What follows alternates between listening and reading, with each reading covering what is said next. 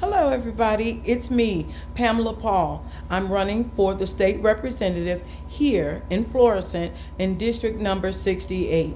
I ran before and I'm running again. They tell me the second time is a charm, and I'm looking forward to it being just that. I wanted to get a few words out to you for those of you that don't know me so you can get better acquainted. And for those of you that do, then this will reaffirm what you already know. And after leaving out of this meeting, hopefully we'll know each other a little bit better. So what I wanted to let you know is that I am an advocate for the people of Florissant. I am an advocate wherever I go. If I see things that are out of order, then I reach out for the person who may already be in charge. I ask them what's going on and what are they doing about the current situation, because they may already know about it. It's just my first time coming into contact with it. And from that point, then I continue to work to see the end of the project to make sure that what we say is happening is really happening, right? Some of the things that we have going on in Florissant: number one, litter. All of a sudden, people have taken this to be their personal dumping ground. Everywhere I go, there's litter. It looks as if there are no trash cans in Florissant, and that's just simply not true. It looks as if there are people that are living here that are, and I don't mean to be rude to anyone, but vagabonds, and that is just not true. Florissant is full of people that love Florissant, period. And we don't have to accept all of the litter and the trash. We are nobody's personal dumping ground.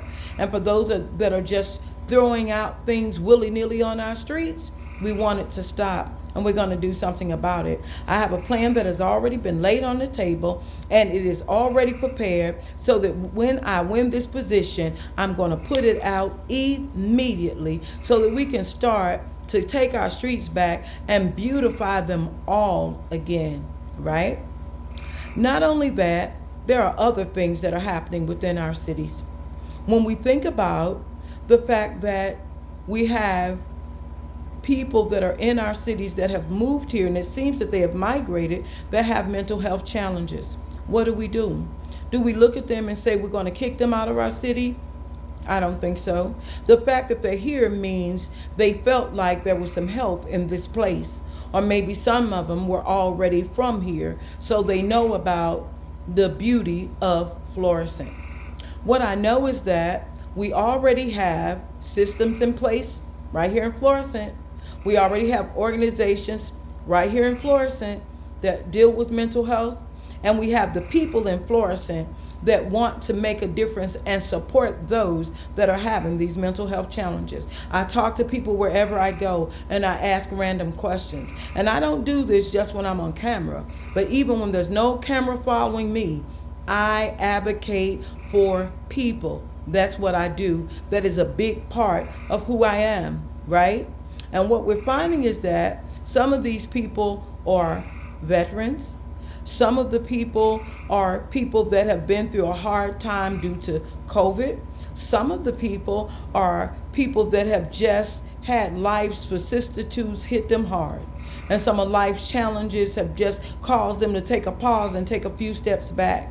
But I believe that we can turn around some of these things in our streets. Almost every underpass or overpass that you go under, there is a basket, somebody's belongings, and the rest of their life history. Almost every red light you go to, there's a human being that is standing there with a sign that says they will do something for food. And what I know is that everybody that is standing out there and everybody that's asking for help isn't just begging for alms. But a lot of those people have been hit with some serious challenges, and if we tell the truth, we are blessed to still be standing ourselves. Let me tell you a story. I went over to someone's house to get a service done. While I was there, they instructed me that I needed to leave and go pick up some more supplies and come back. They had a relative there who was walking around in the house unkept. His hair was uncombed. His clothes were shuffled all about him, right? And his beard was growing excessively with things inside of it. He was facing real challenges. plain and simple. And while I was there, I noticed he was talking to himself. So as I get ready to leave to go get the additional supplies, he says, "Can I go with you?" And when he says it, I pause for just a second, and then I thought, "Sure, you can come with me. Come on." When he got in his car, that man told me a story that touched my heart. As we were riding, he said, "You know what? I used to work at McDonnell Douglas." That's what they called it then. He said I was a electrical engineer, a chief electrical engineer. He said I had a wife and I had children. He said, but one day I came home from work and my house was empty, my wife was gone, and my children were gone. He said, and I don't know, Pam, I just haven't been able to pick myself back up and get my life together. And that's what got me here. When he told me that, I understood that that could have been me. That could have been one of my friends. That could be somebody that I know. And now I knew him. And so I recognized that it wasn't his privilege to ride with me. It was my privilege to have him ride with me. Here was a man that had been broken and reduced to his common denominator. And somehow I was the trusted one to carry him with me, and allow him to be with me. And it was refreshing for me. If I could just say this much of a sentence that would make a difference and put a crack in his paradigm and perhaps turn his life around, I was honored and elated. Ever since that day, I have never looked at a person that is in that situation in any way other than with appreciation and a desire to see what I could do to help. That's who I am, right? In addition to getting some of these people in and off our streets and giving them the fair health and treatment that they need, as I say, the organizations are already here. We just need to make sure that they are fully utilized. And that also covers the people with the substance use disorders as well. When I am not running for office and I'm nowhere being highlighted, I advocate for safe streets, I advocate for clean engagement, and I advocate for people with the substance use disorders to get what they need to perhaps turn their lives around. And I don't do it because it's cute. I do it because it's real, right? I can tell you that my nephew, my cousin, my uncle, my brother, and my son Brian all died of an overdose. They weren't using together in any kind of way. This is something that gripped their lives, and they succumbed to it. So every day I fight that others can live and others can get the treatment that they need and others can get the information that they need, so that I understand I cannot bring my relatives back, but I can save yours. I can do something that makes a difference in others' lives, that perhaps they can turn this thing around and be able to continue to go forward and live successfully and productively. That's real. Another thing right here in Florissant that we are experiencing.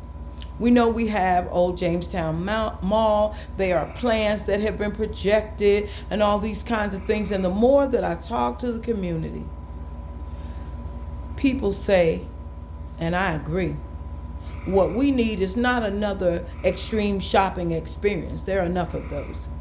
And everybody in this economy can't honestly afford to do it. But what we need, yes, we can take a few high-end shops. Who doesn't like to shop when they can, right? But we need safe spaces for young people to be young people and to grow and to learn. We need safe spaces for our seniors to get together and enjoy themselves. We need more farmers market with fresh fruit and vegetables and allow people to live a healthier lifestyle. And we are open to anything that advances the comfortability of the citizens of Florissant so that we don't have to run all the way around the world to get the things that we can bring to our own city. Florissant was known as the jewel of North County, and it still is. And we can continue to push and make it more supreme if we just work together, right? Sometimes people say that, well, it's not your fight. Well, it's not my fight. It's their fight, or it's this person's fight. But if we're here, it is all of our fight. And we don't want to forget, finally, we don't want to forget safer streets. I'm going to say it. I'm not afraid.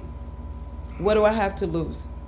I'm garnering votes of people that think like me and people that I can grow to think like if they have worthy opinions and worthy ideas. And I know that we do because I've been talking to people. I'm a talker, as you can tell. But we need to grow safer streets. In the last few years, there have been several things that have happened in Florissant that were never heard of. They were unspoken. And I don't think that we should sit idly by, fold our fingers, cross our arms, lock our windows, lock our doors. No. We need to support our law enforcement, and we need to find additional ways to let people know this is not what you want. Florissant is not what you're looking for to come and have a May Day and a heyday. It seems as if people are pushing people in our direction, and all we want you to know is that when you get here, you're going to find community, you're going to find family, and you're going to find support. So come out on Tuesday, August 6th, make your election sure, go ahead, vote for me, Pamela Paul. Anybody that knows me knows that I mean every word I'm saying. And if I have to fight with my last breath, we're going to bring it to pass. Thank you for listening and enjoy yourself.